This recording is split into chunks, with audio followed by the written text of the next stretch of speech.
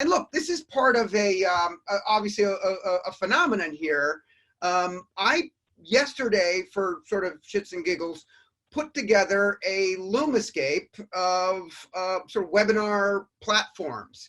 And it's really amazing to see, first of all, the long tail of so many of these things. There are a tremendous amount, although I think I captured the preponderance of usage at the top with the larger logos. And look, we've had these for a while, but there's a bunch of tools that seem to be expanding, right? I mean, we've always used these sort of tools for meetings and for webinars in business. That's nothing unusual. But what is unusual is the coronavirus scenario and crisis has led us to expand that use case to panels, firesides, town halls. TV broadcasters, I noticed this morning on CNBC, are doing live broadcast from their homes. So we're really expanding the business application of communication tools. And also on the sort of personal side, I have now participated in 2 Zoom workouts, which is a fascinating new sort of application of that technology, and 2 Zoom happy hours. And with that in mind, I just want to pimp something that's coming up tomorrow, folks. Every day there's a new streaming opportunity for you. Bill Wise and I are doing Rosé Thursday at 4 p.m. Eastern, which is, you know, appropriate for you across the pond. You can drink at normal hours. We, on the West Coast, you can just get started early. Just assume you're getting started early. We figured, you know, even though there's a crisis, you can have it all. Can spelled C-A-N-N-E-S, of course. So we're going to be just talking about a bunch of things and pouring some rosé. So I invite you to that. I don't have the link here, but we'll be posting it on socials. So just follow us at Bill Wise or at T Kawaja. Okay, back to the task at hand: identity and consumer privacy. So, in a slide that I created 7 minutes ago, this really sort of is the top-down perspective of, let's think about identity as a keystone to data-driven marketing. There is this enormous global $1.7 trillion marketing TAM that we get to participate in and take advantage of.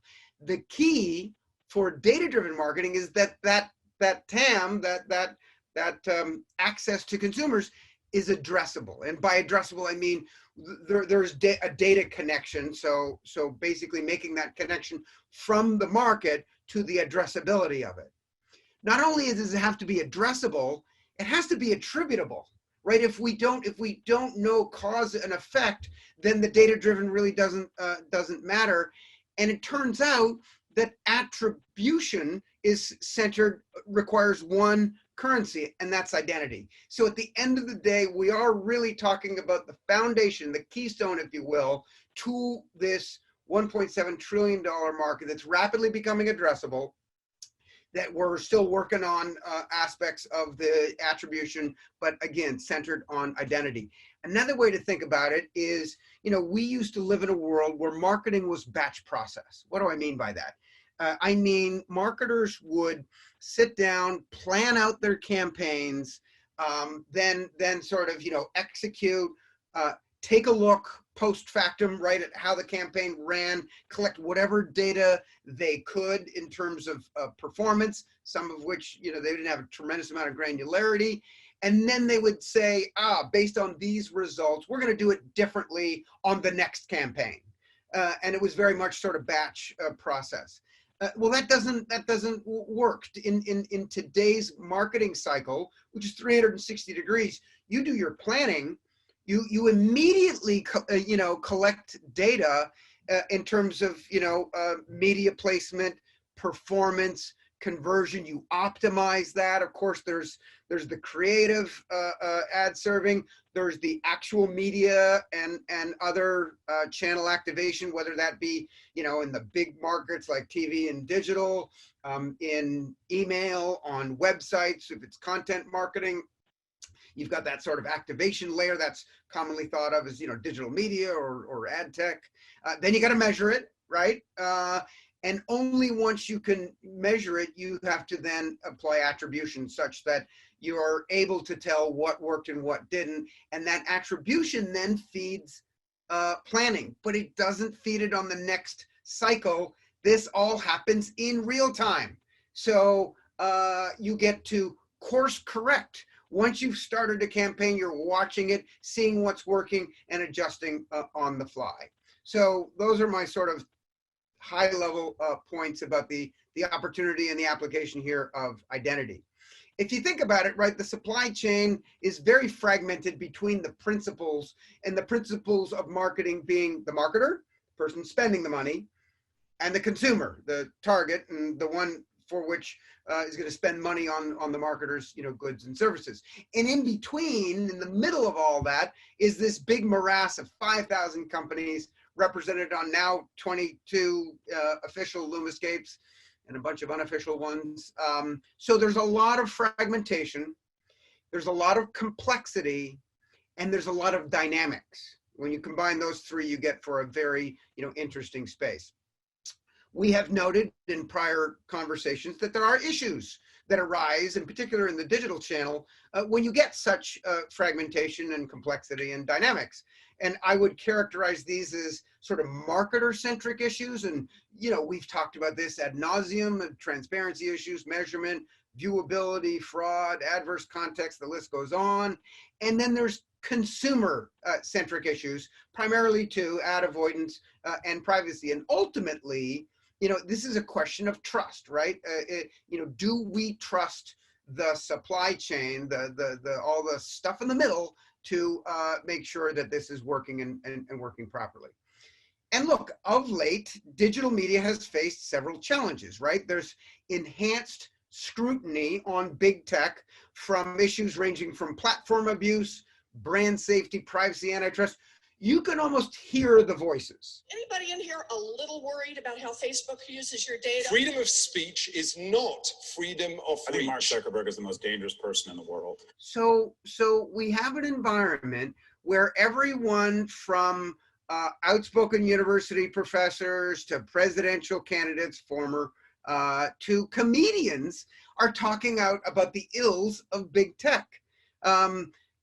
This used to be the purview of folks either in the industry or people buying services from the industry. Now it is in the popular zeitgeist to hit up on big tech, and the manifestations of those are twofold. One, obviously, privacy regulation, starting in Europe and now has moved to the US with CCPA, and of course other states are considering additional legislation, and of course antitrust. And antitrust, we got 48 state AGs investigating Google and Facebook, and as well as the DOJ. So there's a lot of changes taking place.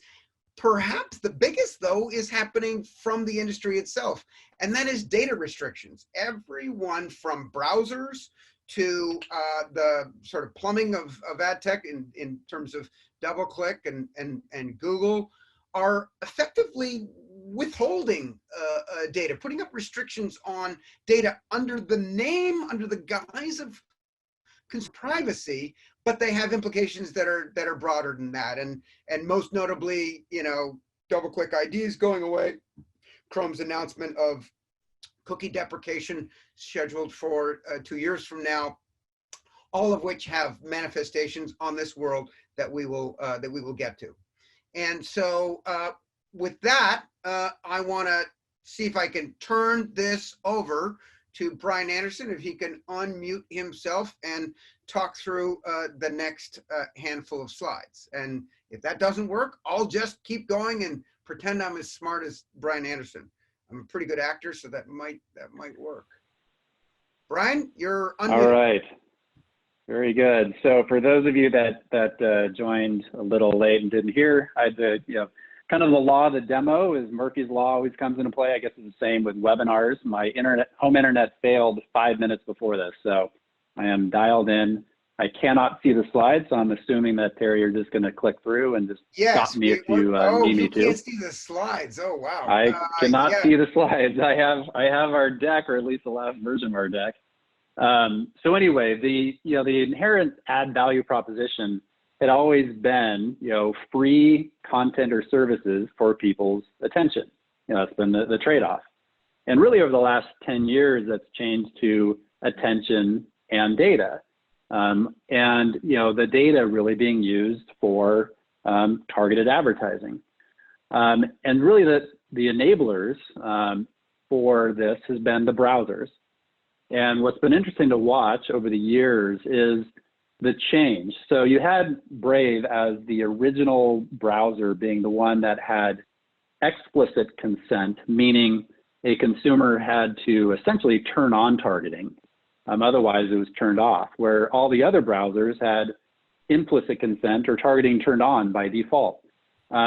Over the years, really over the last recent years, you've seen that change where all the main browsers, except for Chrome, have moved to that explicit consent or targeting turned off paradigm, with Google Chrome being the last remaining company that enables targeting turned on by default. And that's important because people rarely change the default settings. And with Google Chrome having 60, 70% market share, so the majority of the open web was still targetable. But what did we have, as a change recently was obviously, there we go. I heard the noise, so I know where we are.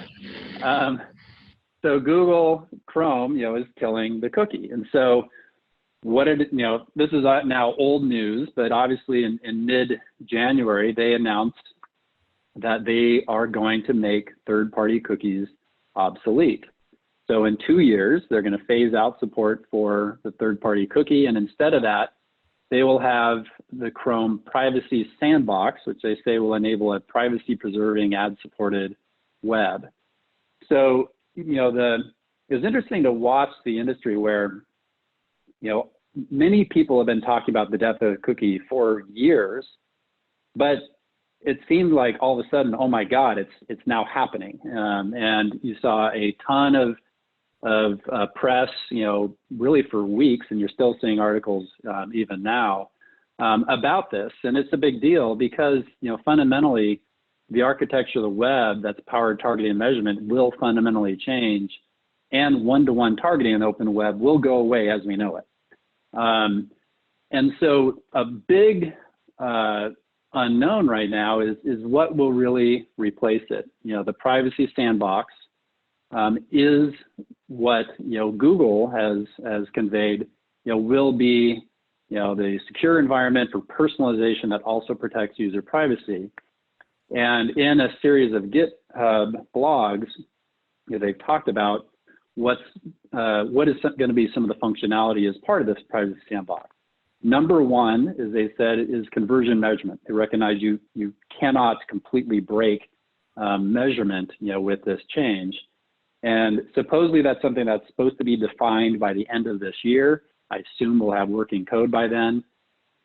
Other functions that they have written about, one is called the Federated Learning of Cohorts, or flocks, which is segment-based targeting based on inferred interest from browsing behavior. But this is not on a one-to-one basis. People are put into segments, for these cohorts. And other things like, items to combat fraud or limiting PII collection. But the reality is, all this is a work in progress. This is being defined as we speak. What we do know is, the Privacy Sandbox will continue to extend, Google's walls, where we've seen over time, they stopped passing the, Google DoubleClick ID. More recently, they stopped passing iOS app install data to mobile attribution providers. And now, third-party cookies going away. So that data that's used to reside, in the open web for the entire ecosystem is now all contained or will be contained within Google's walls. So, what will be the market impact? There are some people that are very opinionated. So obviously, Ari at Beeswax, wrote, I think the day after the announcement, let's start with a dead pool. They talked about view through attribution, third-party data, DMPs, multi-touch attribution, all dead. And, closer to home, here's Terry's take.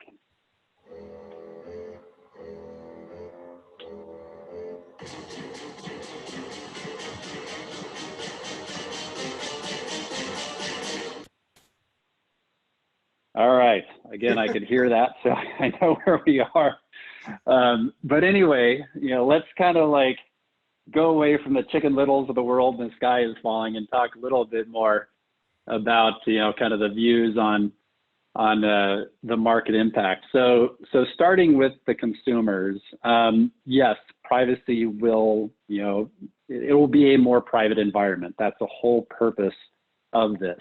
So consumers will benefit from that if they're concerned about consumer privacy.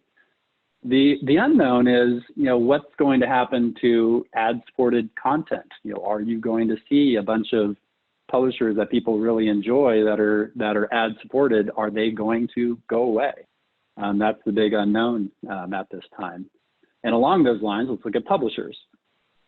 So first of all, the premium publishers, Wall Street Journal, New York Times, News Corp, The Atlantic, Washington Post, et cetera.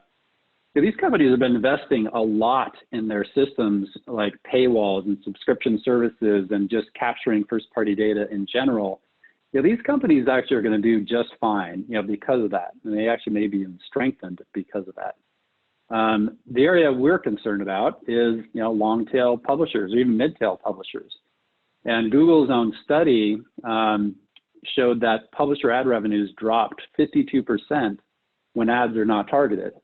And it hasn't been just Google's study. There's been multiple studies that, there was one outlier that said 4% impact, but all the other ones we've seen were between like 50 and 65% decrease in prices or revenues for publishers. So it could be extreme. So marketers, first of all, data-rich marketers, the D2C companies, the Warby Parkers and Harry's of the world, they were born with a first-party data mindset. So, they should be just fine because that's been their advantage. It's going to be interesting to watch the large retailers, especially the ones that have launched retail media efforts. So Kroger's and Target with Roundel and Walmart, they have a tremendous amount of first-party data. And you could argue that they will be strengthened by this because of the scarcity of first-party data. So they could benefit, from this dynamic. The marketers that are data poor, auto, CPG, others, it's going to be harder if you can't, target those individuals that are, say, in-market auto kind of folks. Again, it really comes back to the privacy sandbox. Will Flocks enable that, et cetera? Agencies, the general view is they will become more relevant in times of change. Companies lean on experts, and agencies are experts in advertising, so they should actually become more relevant. Also, one of the consequences of this is there's obviously been a lot of focus and investment in data and targeting over the last decade, and not as much on the creative side. So we could actually see creative becoming more important, both creative technologies, as well as folks like agencies that are good at creative. So overall, we do think this will likely benefit the agencies. Ad tech vendors, again, this is one where, I'm not going to list, a bunch that I say are dead. It really depends on privacy sandbox standards and where those end up and how that will ultimately affect people.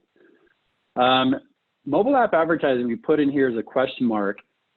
They will not be affected by this because they don't rely on cookies. They don't rely on browsers. However, as noted here, there's a lot of discussion, will mobile advertising IDs go the way of the cookie? If so, then obviously they will be.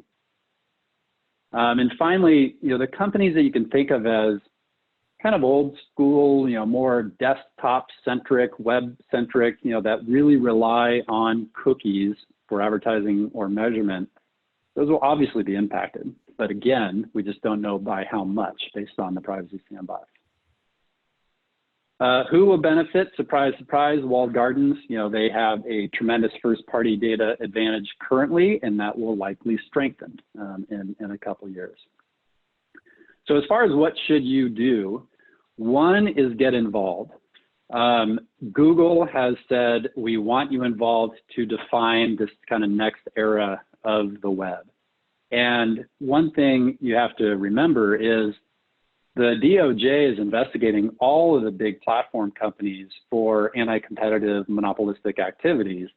So Google, it's to their advantage to have a healthy environment. So they do want people's input in order to have the best, kind of replacement.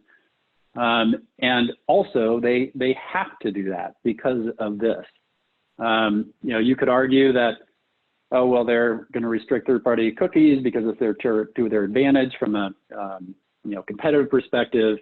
I actually don't believe that. I believe they're doing it because of the privacy dynamics, and they were kind of forced into it by all the changes made by Apple and others. But they did make that change, or will make that change, so they do want people's input. The second, that's more in your control, whether you're a marketer, a publisher, whoever you are, is invest in first-party data solutions and strategies. And we'll come back to that in a minute. Over to you, Terry. All right. So, one of the aspects about all of these sort of marketer-centric or B2B issues that challenge the veracity of the digital supply chain are these notions of transparency, measurement, viewability, fraud. We've heard a lot about those, as we mentioned. And one of the things, one of the trends that we take great comfort in has been the sort of migration away from proxies along the performance curve, away from proxies and towards business outcomes. It used to be, and still the majority of media is sold on an impression basis. Google obviously 20 years ago or 15 years ago made a big impression by starting to charge on clicks, and we've now seen the evolution to actions, where actions are really defined as new customers or customer proxies towards business outcomes. And there are three benefits to this migration along the performance curve. One is it mitigates the supply chain issues. So if you are not paying on an impression, who cares about fraud? Who cares about viewability? Last time I checked, right, Russian bots don't actually purchase goods and services. So if you're not paying on the impression and only on the qualified business outcome, then all of those issues are obviated. They become moot. Second point here is that this performance requires the linkages, right? It requires attribution in order to demonstrate that you've achieved the business outcome from the spend, from a particular form of spend.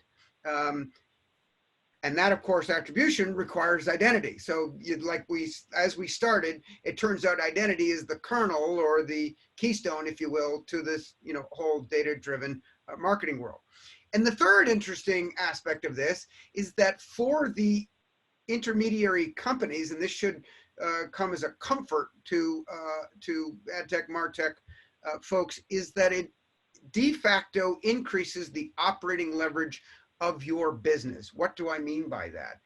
I mean that you're essentially migrating, changing the nature of spend from a discretionary expense to a cost of goods sold effectively by becoming a key driver of their business. So take examples of companies, let's say in gaming or in digital apps. The intermediaries for digital app marketers, companies like AppLovin, companies like Vungle, companies like Facebook, I just named three of the biggest ones, have are reaping the benefits of this, because let's think about it, right? They negotiate a bounty for every new qualified customer. And no, they're not just doing it on the app install. There is a requirement that not only does the consumer have to install it, they have to utilize the service within the first month, otherwise it doesn't count. So, they've actually gone fairly sophisticated in terms of what qualifies as a business outcome. So you set the bounty for all new customers. And then once you've set the bounty, the marketer knows the lifetime value of that customer. And so there is no off button on the marketing spend. The campaign never ends. It's, AppLovin, please get me all new gaming customers to the nth degree. Like, in other words, there's no cap on the spend, and which is why those kinds of companies, it's what drove the growth of Facebook, quite frankly. I know, Carolyn Everson talks a lot about brand and storytelling and all that kind of good stuff. And that plays well at conferences. But the reality is that is a company that was built on the backs of direct response marketers that are paying increasingly on a CPA or an eCPA basis.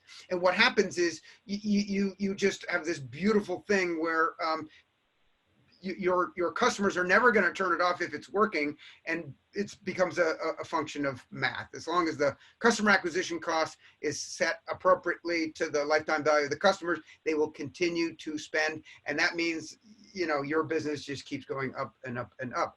Now, as mentioned, you need the linkage. You need identity and attribution in order for this to work. Now think about what Brian mentioned earlier, which is effectively one-to-one targeting, is gone under the guise and context of, cookie deprecation. Well, that would effectively break this chain and allow it to only exist for the folks that have that deterministic identity and don't need some kind of currency for identity for the open web.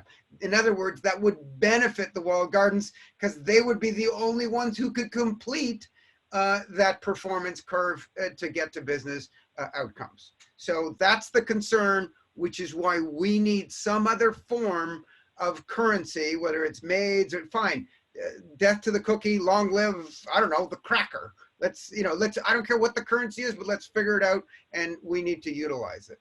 And again, we're right back to where we started, data-driven marketing, right? Which is optimizing the customer experience by sending the right message at the right time to the right person, means you've got to have that addressability, you've got to have that data ingestion, you got to have the tools to be able to optimize, activate, measure, and attribute, so you can plan, all of which is centered on this notion of a single currency of identity. So that's the absolute bedrock of making all of this work. And look, we've for years, for the last 20 years, right, we've had what is effectively last touch attribution, right, which has tremendously benefited people with large platforms like Facebook and Google and Criteo and others, who are able to say, yeah, sure, it's a pretty obvious and easy thing to say, well, they were on my site and then they did this, so obviously I was the last thing and therefore I should get credit. Well, that is becoming, I think people are taking a more sophisticated approach to that. We've heard a lot in the last 5 years about multi-touch attribution. Companies like Market Share that we sold years ago to Newstar, which is a construct that looks at all aspects of what the consumer touched and what data was collected from the consumer throughout their entire path and journey, and then try to weight which ones sort of mattered. In fact, that's the third incarnation of this, which is this notion of incrementality. So this is the notion that not only do you look at everything, you don't weight everything equally, you look specifically at which aspects and touch points along the consumer journey in fact mattered the most towards ultimately the conversion. So I think that's the migration we're going as we get more sophisticated about attribution, all of which, however, requires that we have identity in order to make all of this work. Brian? Great. So coming back to the point I made earlier about one of the things in your control is investing in first-party data and first-party data solutions. There's been obviously a lot of focus around, the optimizing the customer experience, right message, right time to the right person. And the way we view that is there's really three key building blocks for that. There's really data, identity, and AI. This is a graphic we actually started using for another purpose a while ago when, we were noting that the delivery channels were starting to be commoditized, like, SendGrid with email, Twilio with SMS, et cetera. But it works well for this paradigm as well, where, at the end of the day, the data plus orchestration or data plus AI is really about the right message at the right time. But in order to get to the right person, you need that, strong identity layer. And the CDP category that's obviously exploded over the last few years, we view as really encompassing the data layer and orchestration. And actually some CDPs just focus on the data layer. We generally view that identity is outside of this. CDP CEOs will argue, well, we manage identity data, it's critically important, and we agree with that. However, there's a whole identity ecosystem that really helps you augment your identity. So, you may be capturing a bunch of identity information from your first-party systems, but you need to use other systems, like LiveRamp to connect, say, emails with cookies, or TapAd to build out your device graphs that are associated with an individual. So we view that the identity ecosystem is actually complementary to CDPs, since CDPs need that identity information in order to kind of fill out the user profiles. On the CDP space, there has been a lot of funding. It still remains the hottest category in MarTech by far. Almost $1 billion invested in the category since 2017.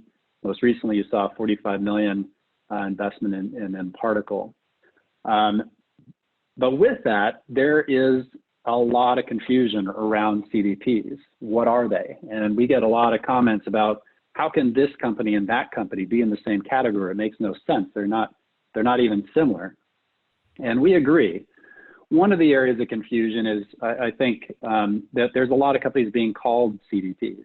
These are the logos that represent the companies that are listed on the CDP Institute site.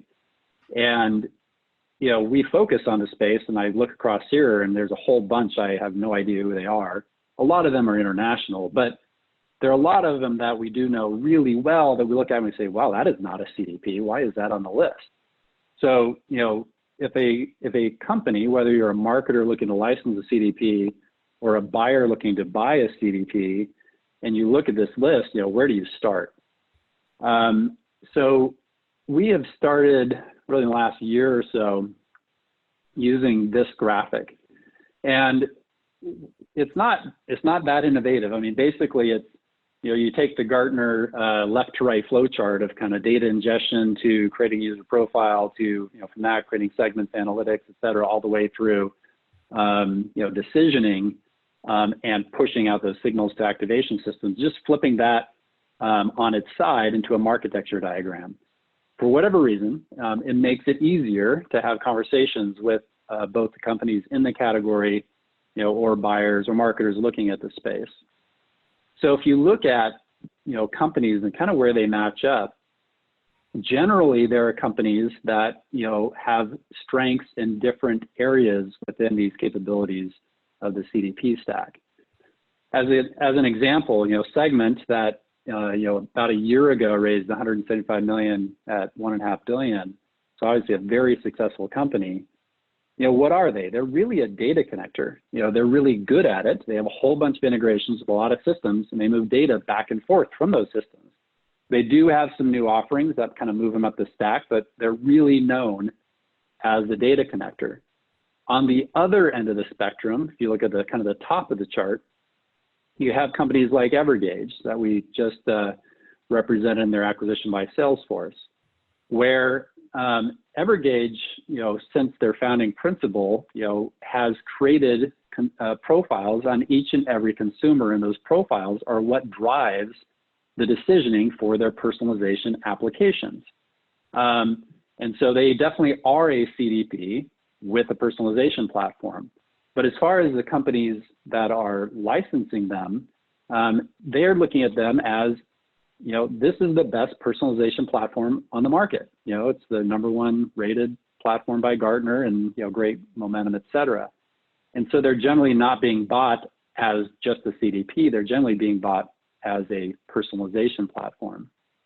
You know, a company like Bluecore, they do not call themselves a CDP. We put them in here as an example where they also create profiles on each and every consumer, and based on those profiles, current browsing behavior, et cetera, they send triggered emails, and more recently also send blast emails, but each and every person has a personalized message within that blast email. So they have capabilities within this diagram, but they are being licensed by their clients because of their best-in-class, you know, triggered, you know, email capability, et cetera.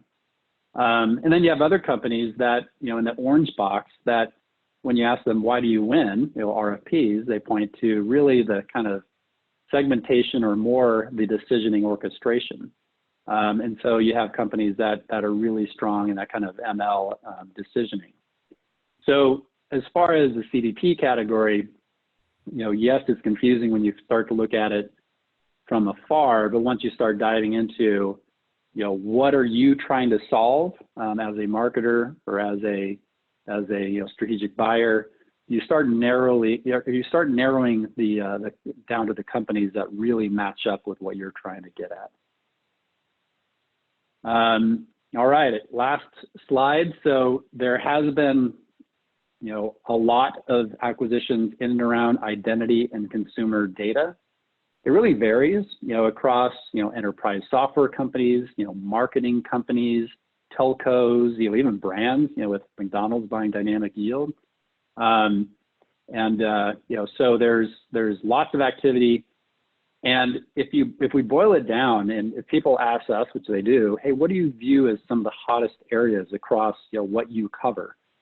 Our typical response now is really it's data, with CDPs being #1. It's identity, and the third that Terry actually touched on earlier, it's the mobile app advertising ecosystem. You have a number of really large, successful players that are successfully competing against Google and Facebook. And growing great businesses. There are those, and then also one of the areas that Terry touched on last week, which is the whole convergent TV space, and a lot of dynamics around data, targeting, measurement, et cetera, around convergent TV. Anyway, over to you, Terry. Yeah, so I mean, a tremendous amount of activity. In fact, you know, as you can see, we've done 1, 2, 3, 4, 5, 6, 7, 8 deals in this category, and we remain active in it. So I think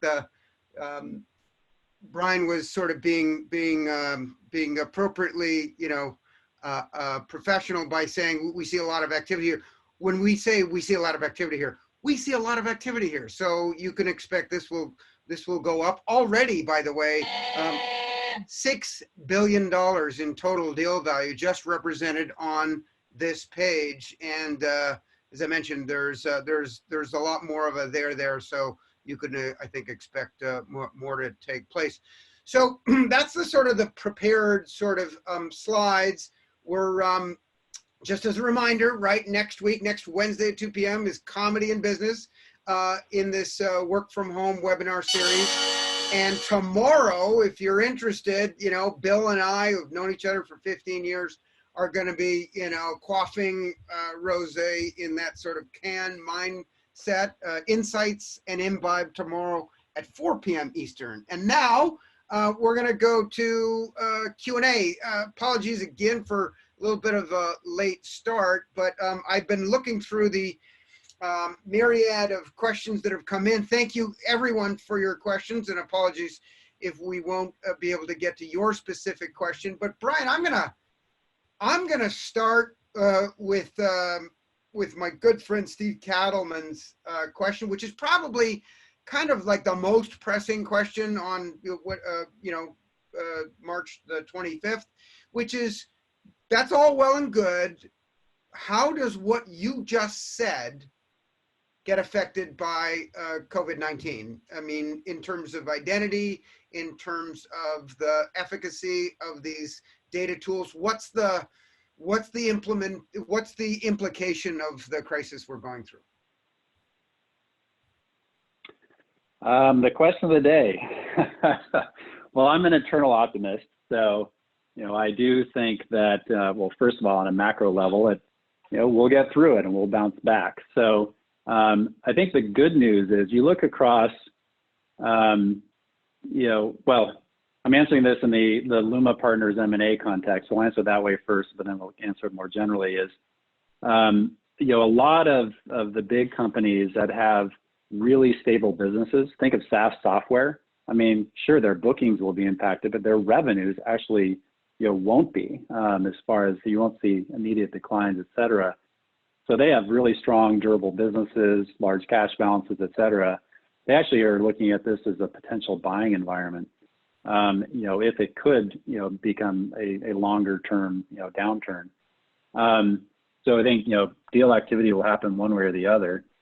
As far as, data, identity, et cetera, again, I think just the long view is, you've seen a movement over the last decade to data-driven advertising and data-driven marketing in general. What's critical as part of that is, managing that data and acting on that data, and as part of that data being strong identity solutions. I don't see that trend going backwards. So I think in general, sure, there may be some people hitting the pause button, but overall, I don't think the long-term trends are going to change. So when we do get back, so business as usual. When we do get back, what Steve goes on to say, what about specific players? And by that I mean agencies, and by that I mean digital divisions of agencies, and by that I mean digital divisions of agencies that start with the letter O and end with NICOM. I'll put that one to you. Yeah, I know. Well, okay. Yeah, you're going to do just fine as long as you can keep up the Scotch drinking. Okay, great question here from Charles Bookwalter with respect to consumer panels. I mean, we were in a world of audience-based media buying, very sort of census orientation, right? I mean, for a long time there, we were saying, panels, that's a way of the past, and how ridiculous. Will they make a comeback in a world that where you've got privacy restrictions and where you start to really think about other things that matter a lot, which is like creativity and context? Yeah, interesting question. I think panels can make a lot of sense. I mean, for instance, let's look at Placed, that was acquired by Snap first and then spun out of Snap and acquired by Foursquare. They used a panel-based measurement capability of opt-in consumers, but it's millions of people, in order to drive their location-based attribution. So that's an example of a panel, but it's very different than the old kind of Nielsen panels of the past, which were much more limited. So I think panels could absolutely be something that makes even more of a comeback. But I would imagine you're using digital capabilities to greatly expand those panels. Yep. What's your perspective on CMPs? It's an area we didn't specifically address. It obviously is an important tool that basically converts the implicit consent to explicit consent. And of course, there's a whole category of what's being called privacy tech companies. But what's your perspective on the opportunity for CMPs? Thank you, Lisa Gretto. We are really bullish on CMPs because, especially in this, what we just went through, if you have data that is not consented data, that data is worthless.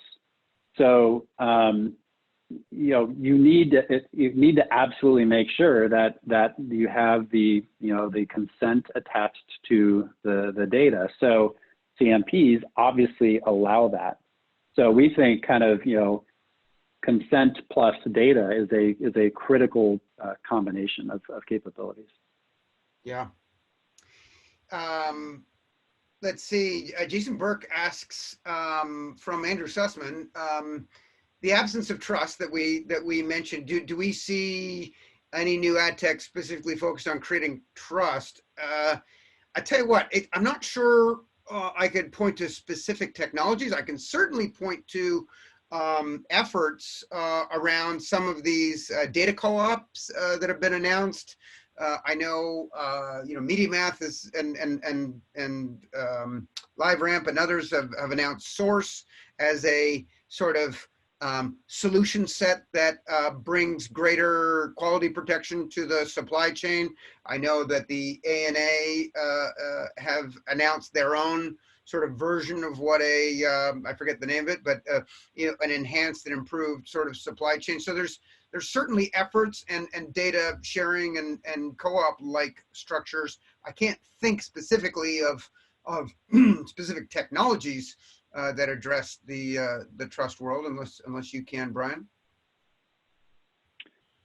Yeah, I mean, well, one, I think that what we already talked about, consent management platforms. That's one as a category, and some of the bigger players like OneTrust and TrustArc, et cetera. I mean, they're all about privacy, security, et cetera. There's other companies like Big ID that I don't remember the size of it, but they just raised a really big round that's really focused on privacy and protecting data, et cetera. So I do think that kind of privacy technology isn't very well defined right now, but I do think that is absolutely going to be a growing area. Yep. There's a question that's come in around CTV and as to whether identity and personal data becomes a currency, like in an AVOD or replacement for SVOD kind of scenario. And I will say this. Let's just back up a second.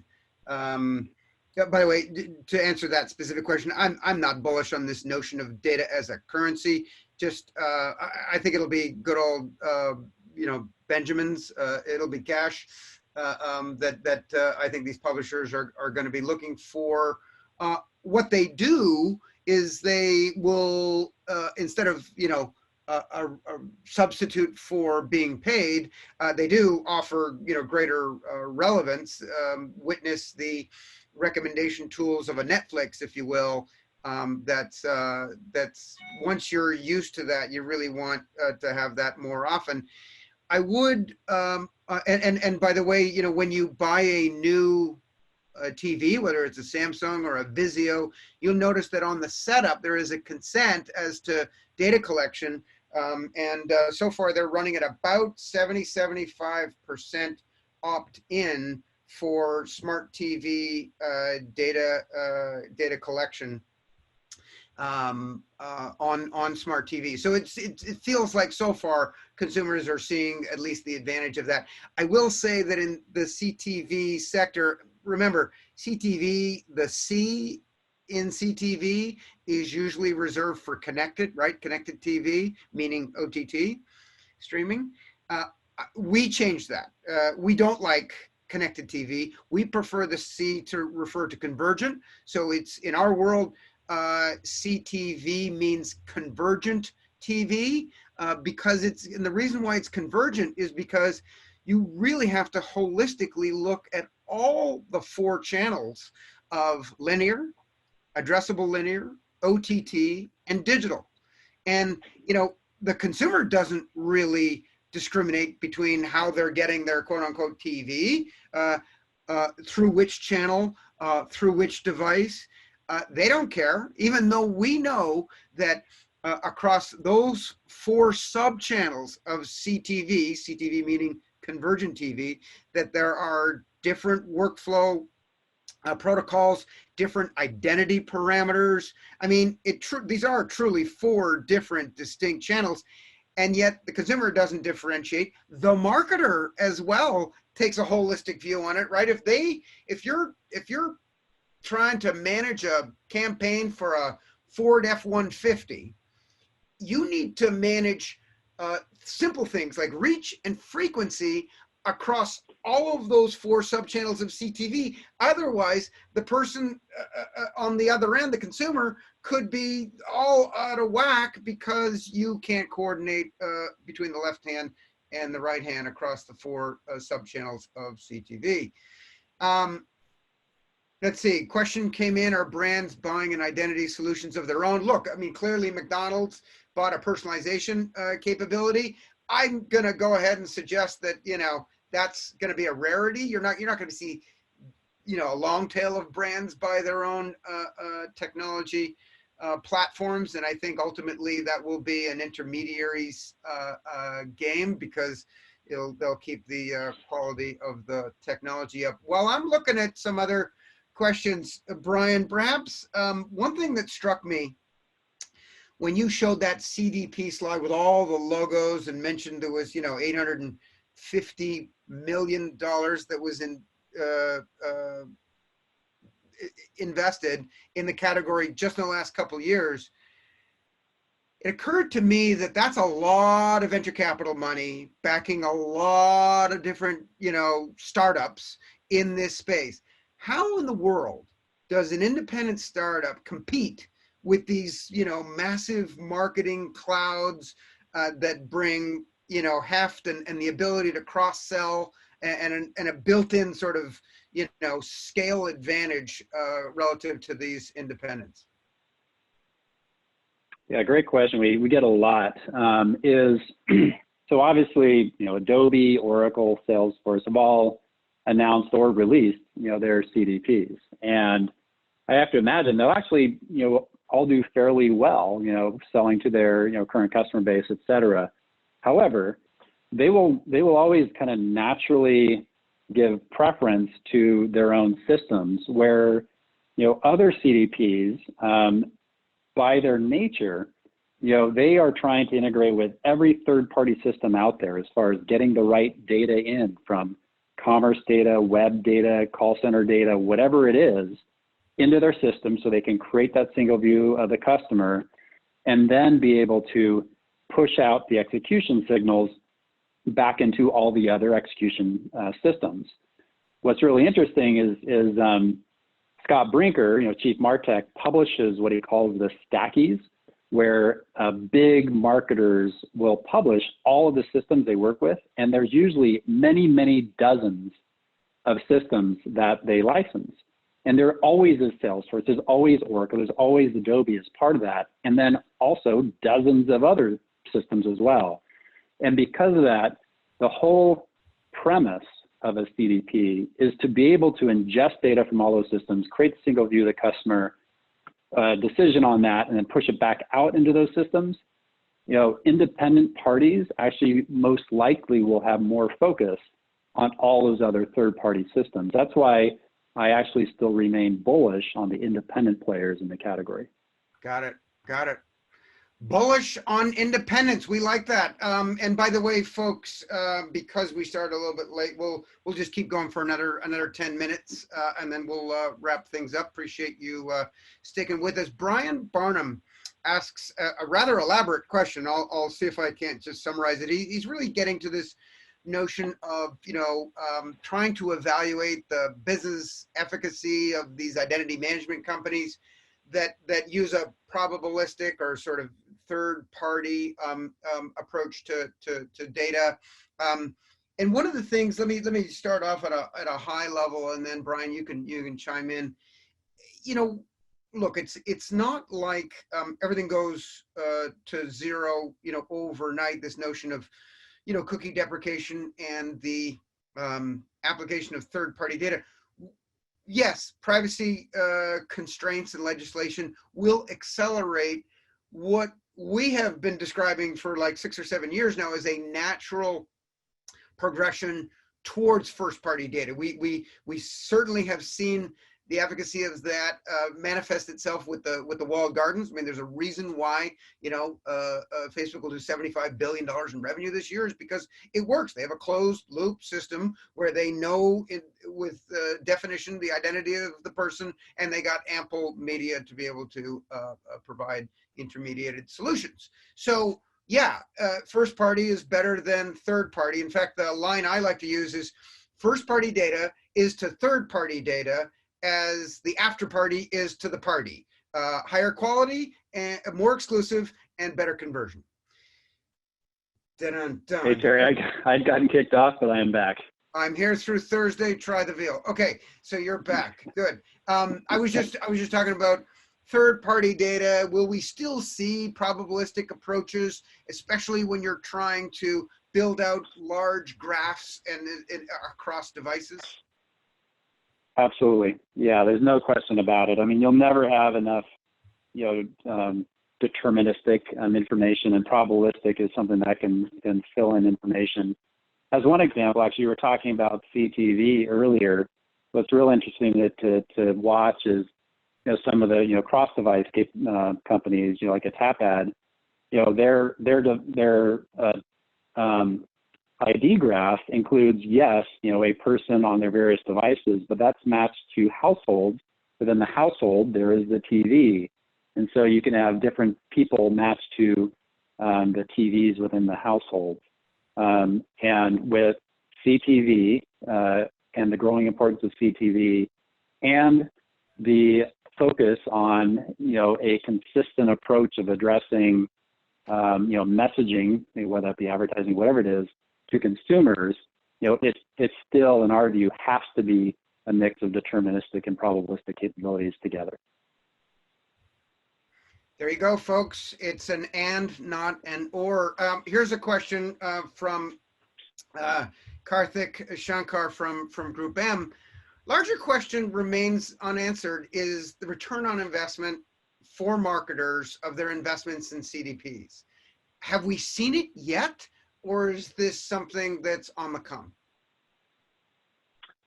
That's a great question. I think it's still TBD, frankly, where, a lot of the growth of CDPs, meaning marketers adopting CDPs, has been very recent. I think the good news is when I talk to the CEOs of the CDPs, the leading CDPs, they all have really high retention rates. Generally, their net retention is in the over 100%. So they're actually getting the renewals and upselling. So that's really the proof we're seeing now is, are customers renewing and are they increasing their investment? And we've also have seen a number of cases where, especially like large multinational companies will say, okay, I'm going to start in Latin America and test it out. And if it works, we're going to roll it out worldwide. And we are seeing, those, kind of pilots prove it out and being rolled out worldwide. So still remain bullish, but again, it's an early category. So I think we'll have to see, does that continue? Yeah, I agree. I think this notion of it's not the contract, right? Because you could have a great salesperson. So don't talk to me about your big 7-digit, 7-figure contract. It's the contract renewal that pretty much tells me everything I need to know about what your customers think of your software. Here's a great question from Pepe Agel. How do you see traditional brands, not direct to consumer, shifting towards performance advertising, and will this be accelerated by COVID-19? I had this conversation earlier today, and I really do like to look at the implications of D2C, the whole phenomena around direct to consumer, in terms of their application to general marketers. They do a bunch of things, of course, in the front end, like design and, better treatment of customers and things like that. But it's really the back end stuff in terms of the media buying, the performance orientation.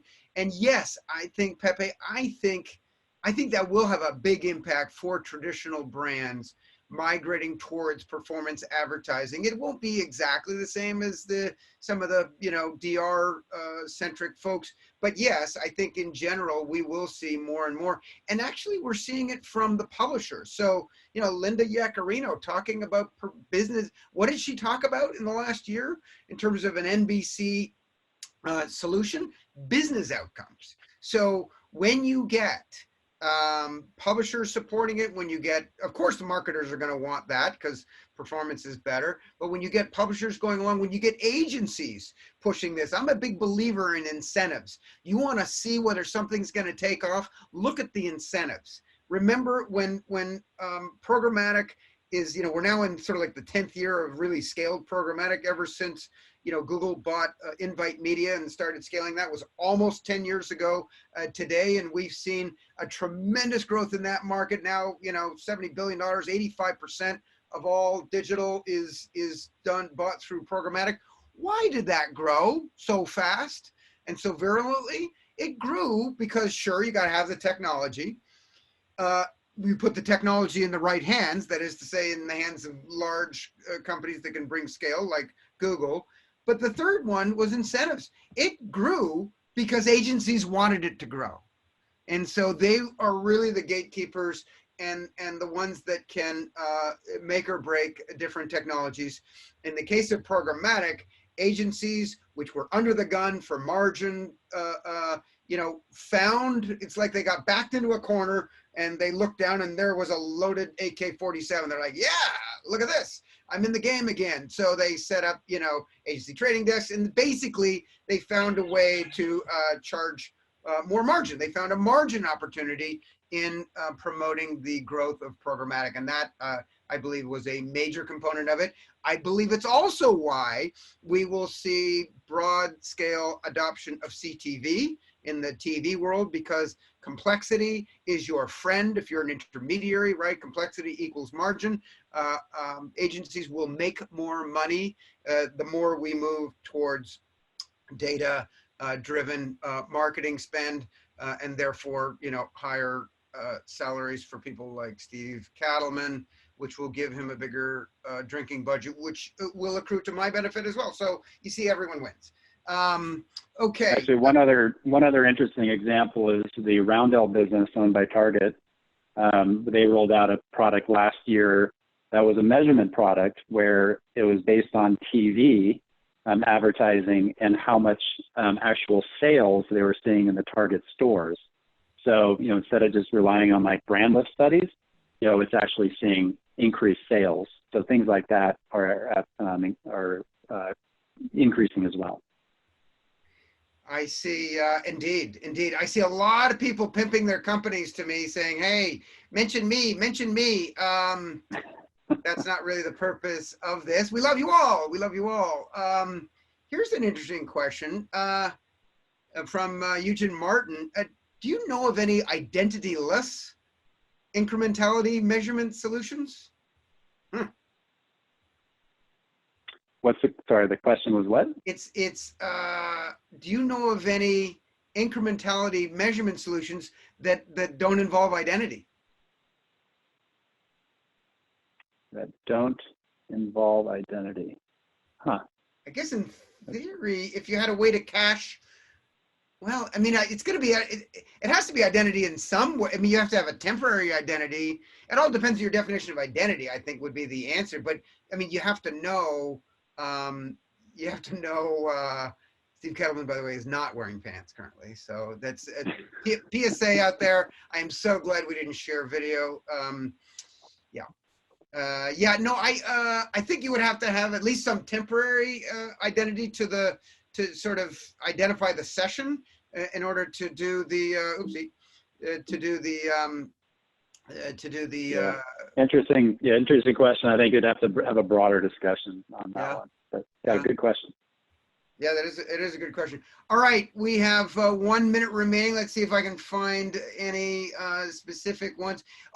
For all, yes, we will be posting a recording of this presentation on the LUMA Partners YouTube channel, and we will send that out to all registrants and participants of today's webinar. So You'll be able to, you have trouble sleeping, COVID-19 got you stressed out. Just listen to this. Trust me, within 3 minutes, you'll be fast asleep.